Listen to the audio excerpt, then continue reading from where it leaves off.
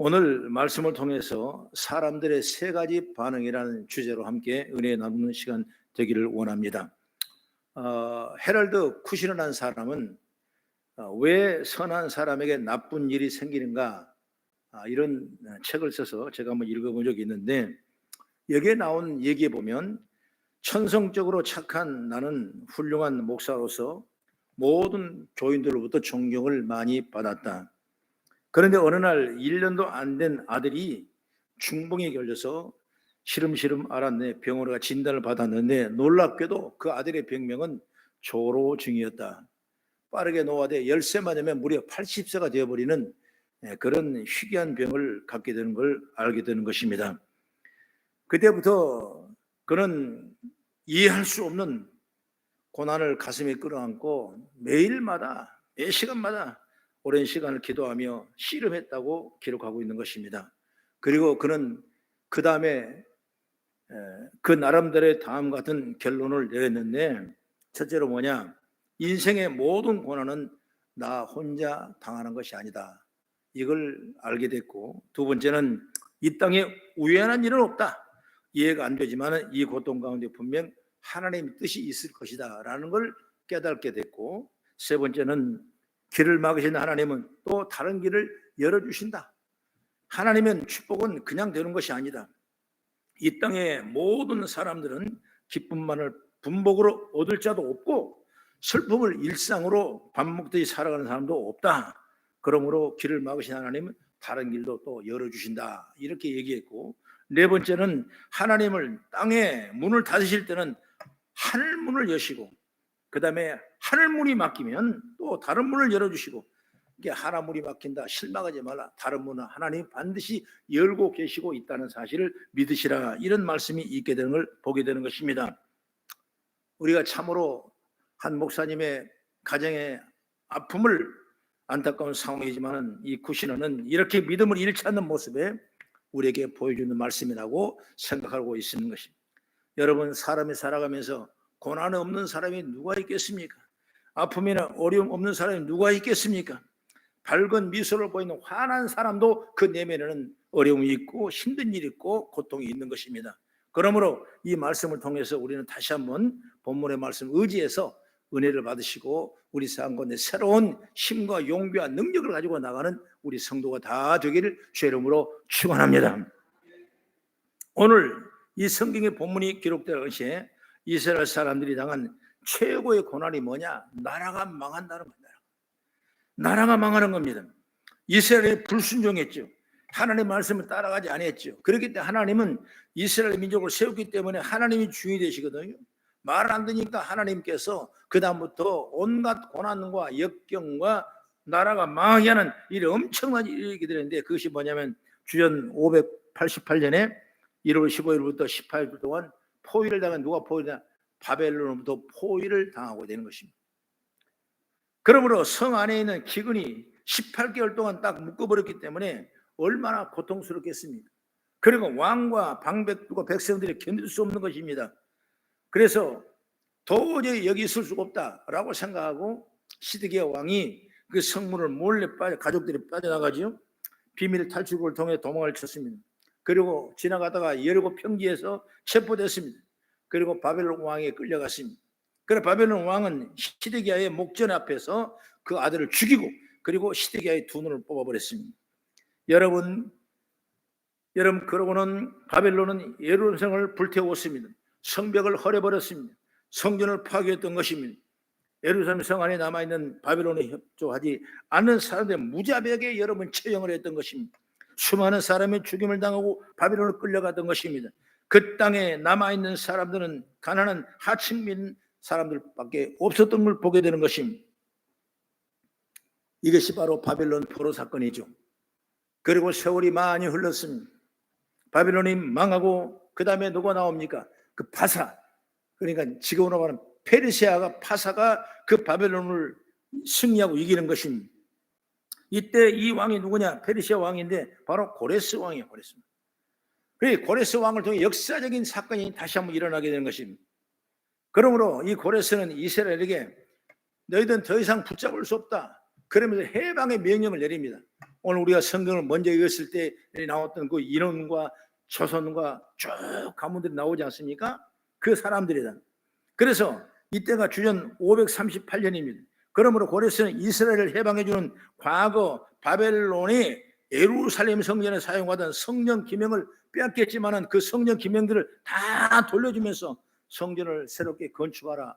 우리가 상상할 수 없는 이런 엄청난 역전이 나오게 되는 것입니다.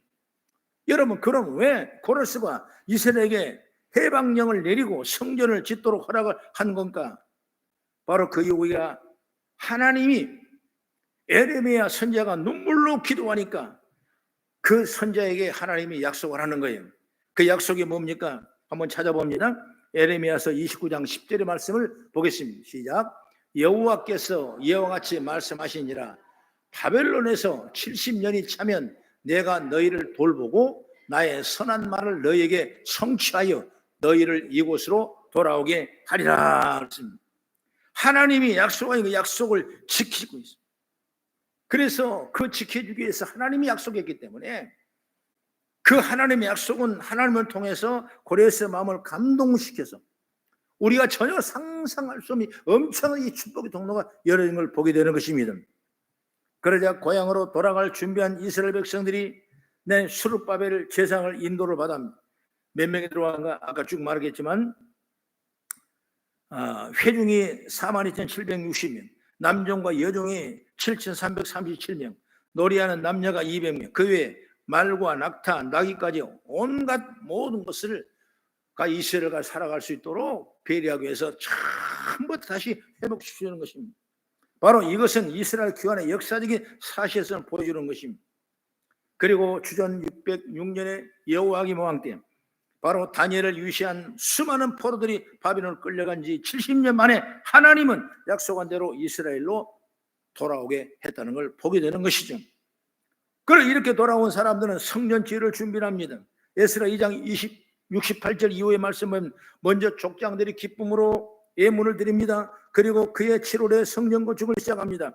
본문을 보니까 성전의 기초를 놓을 때 사람들이 반응이 나왔는데 기뻐하는 사람, 찬양하는 사람, 눈물 흘리는 사람, 너무나 감격했던 일들을 오늘 성경은 우리에게 기록해 주고 있고 그 말씀을 통해서 본문으로 삼고 오늘 저와 여러분들 함께 어떤 반응이 있었나라는 걸 생각하면서 은혜 충만한 시간이 되길 주의 이름으로 축원합니다.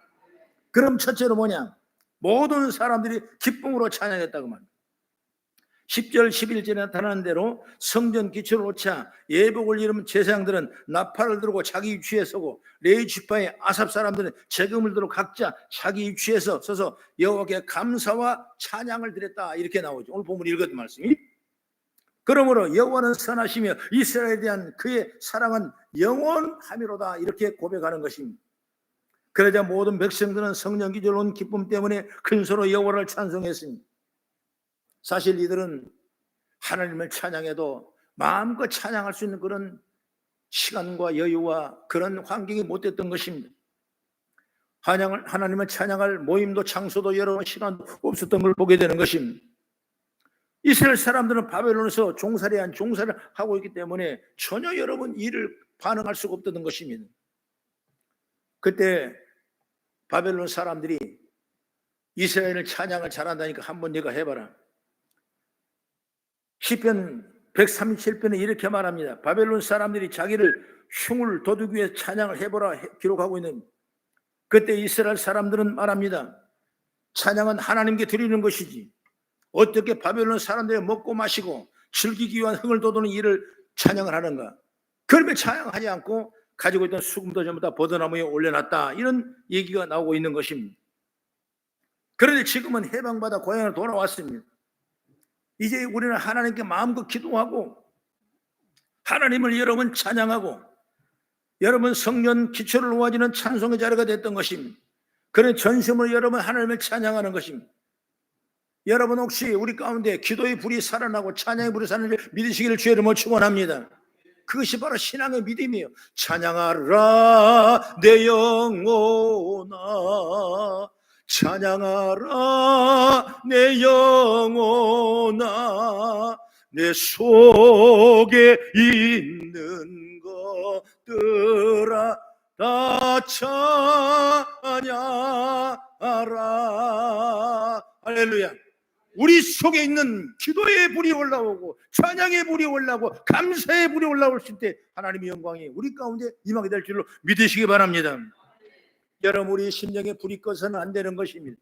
믿음이 꺼서는 안 되는 것입니다. 신앙이 꺼서는 안 되는 것입니다. 어떤 환경, 어떤 요건 속에서도 우리를 하나님을 찬양하고 지혜를 받아고 나가는 우리 성도기를 주의 이름으로 축원합니다. 오늘 성경 말씀 두 절을 보겠습니다.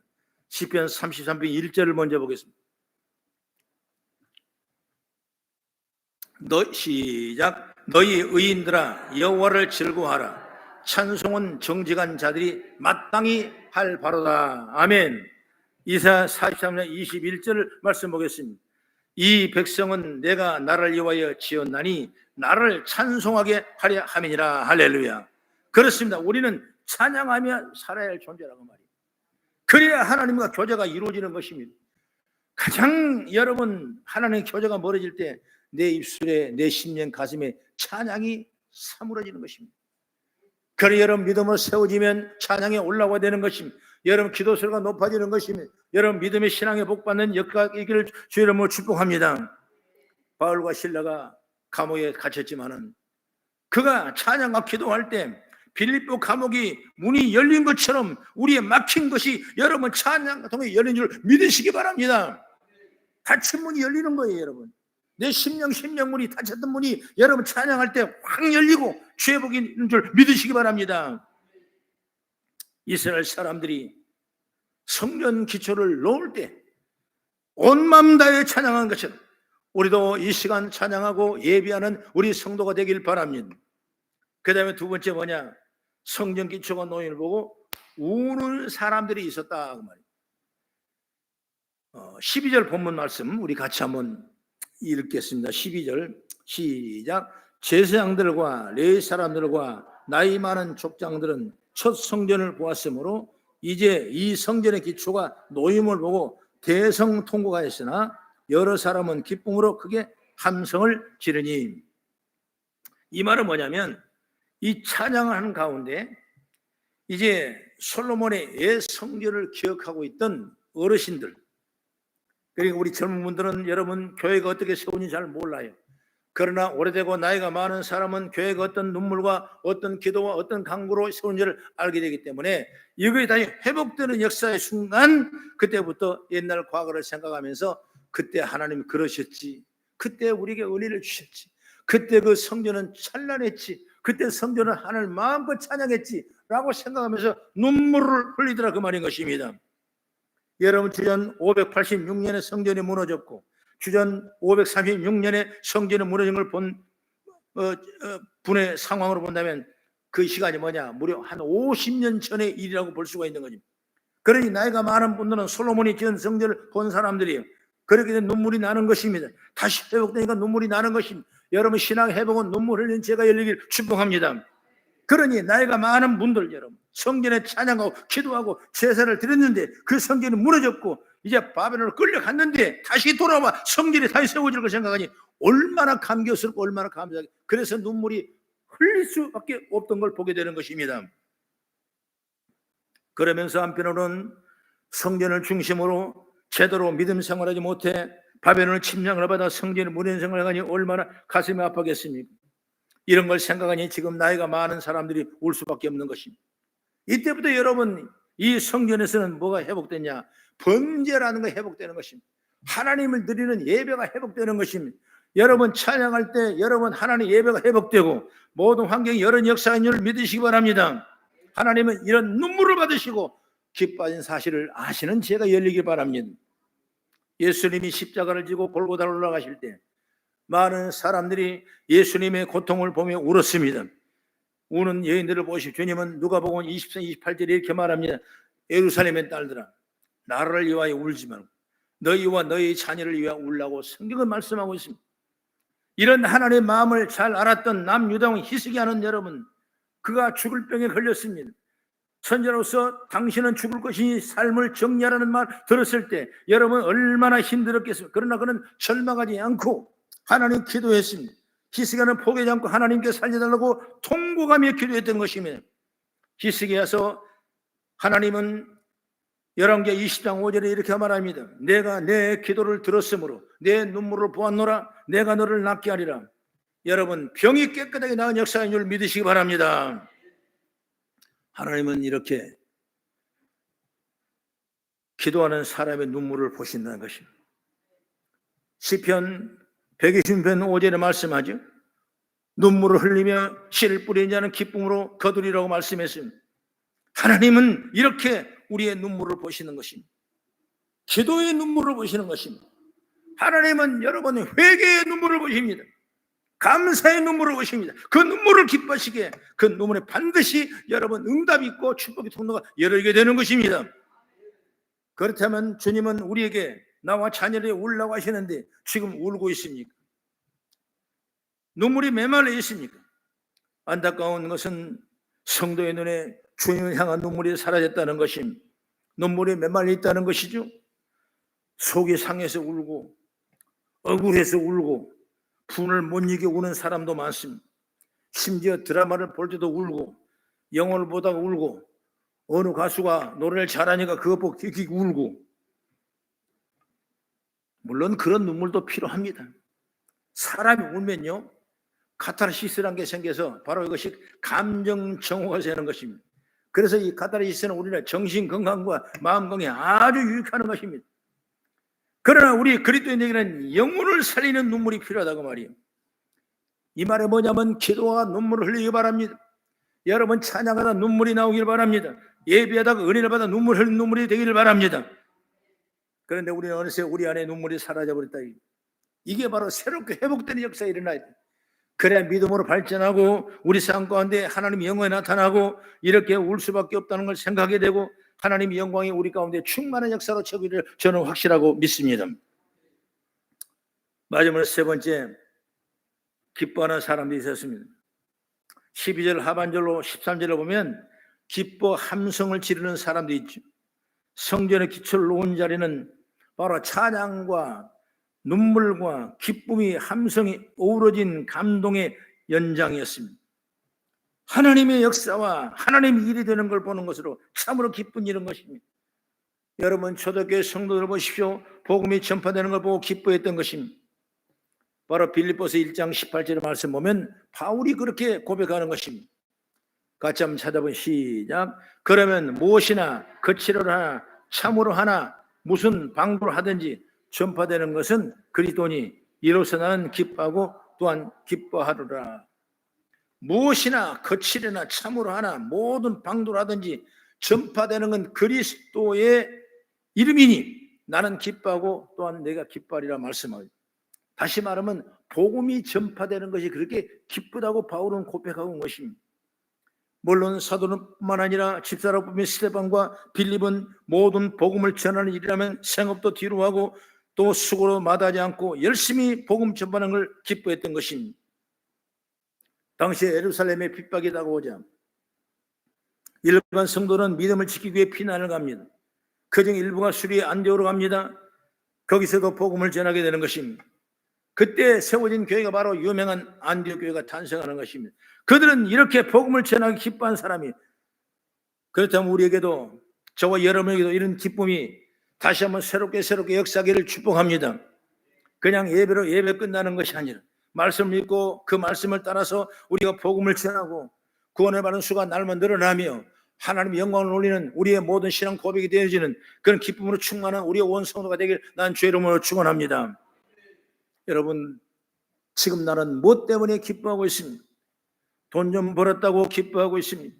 내 명예가 올라가고 직분이 올라갔다고 기뻐하고 있습니까? 여러분 세상 것으로 기쁨을 구하지 있느냐? 예수를 믿는 것은 조금 힘들다고 해도 조금 어렵다고 해도 주님이 기뻐하신 일을 멀리 하고 있지 않는가? 그러면 주님이 주시는 기쁨을 놓칠 수밖에 없게 되는 것입니다. 마태복음 5장 이하의 말씀 보면 주님은 우리가 주님을 믿는 일로 고난을 당하면 낙심하지 도리어 내가 기뻐하라. 그리고 하나님의 상급을 주신다고 말씀했어요. 결국은 이것이 복이 된다고 성경은 말씀하겠죠. 오늘 본문의 사람들을 보십시오. 피난하다가 바벨론의 포로로 잡혀갔다가 하나님이 약속한 말씀을 따라 이제 다시 점차 1차 2차 돌아오고 있는 것입니다. 물론 본토에서 어렵게 살았습니다. 그는 지금도 아마 어려웠을 것입니다. 그런데도 이들은 성전 지을 마음이 가득한 것입니다. 그래서 그들은 제사장부터 물질을 내놓았습니다. 노동력을 내놨습니다. 어찌 보면 노동력을 내어놓고 물질을 내어놓은 것은 모든 것을 다 내어놓은 것과 마찬가지인 것입니다. 그러면서 그들은 감격하며 기뻐하며 눈물 흘리며 옛날의 기억을 회복한 역사가 있는 줄 믿으시기 바랍니다. 여러분, 시대가 참 어려운 시대가 있죠. 믿음은 저 멀리 가고 내 삶의 세상 환경이 내 앞에 올 때가 너무나 많아요. 또한 뿐만 아니라 하나님 일을 보고 우리가 어떤 반응을 보일 건가 생각할 때가 많아요. 하나님 일 앞에 아무런 반응이 없는 사람도 있습니다. 냉소적이고 비판하는 사람도 있습니다. 또한 무관심한 사람도 있습니다. 그러나 본문 사람들은 하나님 앞에 찬양하고 기도하며 울었습니다. 기뻐했습니다. 바로 신앙적 반응이 곧 믿음의 반응인 줄 믿으시길 축복합니다. 이런 이들의 모습을 보면서 저와 여러분은 우리 하나님의 말씀 앞에, 하나님 일 앞에 어떤 생각을 하고 어떤 반응을 보이고 살 것인가 라는 다짐을 가지고 나가는 오늘 이 시간이 가장 귀한 시간이고 난 믿어 의심치를 않습니다. 그렇습니다. 여러분, 하나님은 나의 반응을 보고 계신 것입니다. 하나님 일을 기뻐하고 즐거워하고 찬양하고 눈물 흘리는 그런 믿음을 주님께서는 우리를 보고 계신 줄 믿으시기 바랍니다. 그래서 우리 모두가 다 이런 생각을 가지고 나갔을 때 하늘나라는 확장되고 하나님의 영광이 우리 삶 가운데 가득가득 참은 열매로 맺게 될 줄로 저는 믿습니다. 기도합니다.